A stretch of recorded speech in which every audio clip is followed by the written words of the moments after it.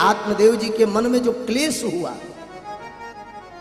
वह आवश्यकता से अधिक महाराज अपने पुत्रों से, अपने संबंधियों से, अपने सगों से आवश्यकता से अधिक महाराज अपेक्षा कर लिए।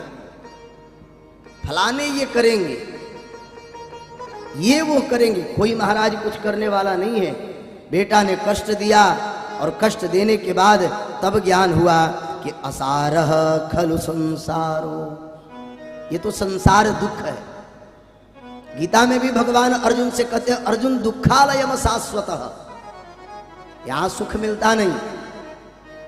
ये तो शरीर की अनुकूलता और प्रतिकूलता, शरीर की अनुकूलता को हम सुख मान लेते हैं। देव जी कहते कि असारह खलु संसारो दुख रूपी विमोहकः सुतः कस्य धनम कस्य स्नेह। और कोई गति नहीं है बंधु,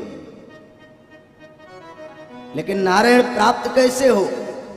हम इस संसार के चक्की में इतने फंस जाते हैं कि संसार के प्रतिकूलता और अनुकूलता में ही महाराज चक्कर घिन्नी के तरह घूमते रहते घूमते रहते घूमते रहते।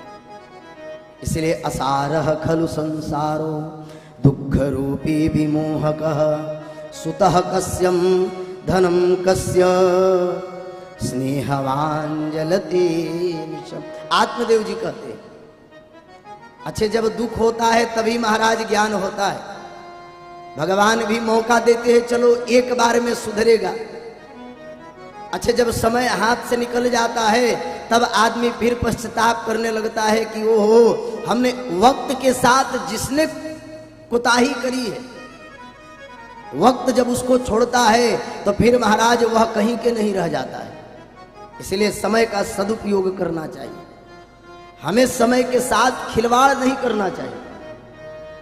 हम समय के साथ खेलते हैं, अरे है ना अपना है, समय अपना नहीं रहता है महाराज। फिर हाथ से निकल जाने के बाद पश्चाताप के सिवाय और कुछ नहीं, फिर हमारी बड़ेपना का और हमारे गुरुपना का बोझ यहीं पर समाप्त हो जाता है। ये जो ज्ञान की प्रकाष्ठा है, ये जो तथाकथित ज्ञान की आडंबर लेकर के हम बैठे हैं कि हम ही सब कुछ जानते हैं, ये एक न एक दिन बड़ा कष्टकारक होता है महाराज। आत्मदेव जी को यही तो कष्ट हुआ। आत्मदेव जी जब मुंच ज्ञान प्रजारूपम मोहतो नरके गति निपतित्यस्यति देहोयम सर्वत्यक्त्वावनं व्रज। जब दुख होता है घर में तब महाराज वन की याद आती है। त्याग यह अस्थाई त्याग नहीं है, तो त्याग है क्या? त्याग की परिभाषा क्या है? बोले कि संसाधन में रहते हुए जो है हमारे भी महाराज बुद्धि और विवेक नामक आत्मदेव, ये गौकर्ण और धुंधुकारी नामक दो संतान है। बुद्धि कहती है कि महाराज चलो भगवान के मार्ग पर, लेकिन महाराज ये मन जो है वह सदैव वस्तुओं के प्रति आकृष्ट होता है। जैसे भ्रमर, ध्यान से समझेंगे,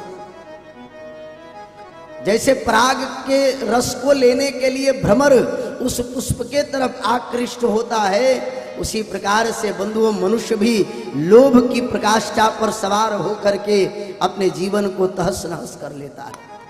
उस भ्रमर को क्या मालूम कि जिस पुष्प के कमल नाल में मैं बंद हो रहा हूं, प्रातःकालीन ये पुष्प दोबारा खुलने वाला नहीं है। रात्रिर्गमिष्यति भविष्यति सुप्रभात। हे प्रभु, जिस पुष्प के कमल नाल में बंद होकर के वह भ्रमर पराग का रस ले रहा था, रस लेते लेते लेते इतना निमग्न हो गया कि रात्रि में एक नलनी आई, गज आया, हाथी आई, और हाथी ने अपने पैरों तले उस पुष्प के साथ उस भ्रमर को भी कुचल दिया। और कुछ नहीं है महाराज, जीव ही वह भ्रमर है, संसार का लोभ ही महाराज वह पराग है, और ये संसार ही महाराज वह कमल का पुष्प है, काल ही वह हथिनी है। जब काल आता है तो न भाई काम आते हैं, न घोड़ा काम आता है, न संपदा काम आता है।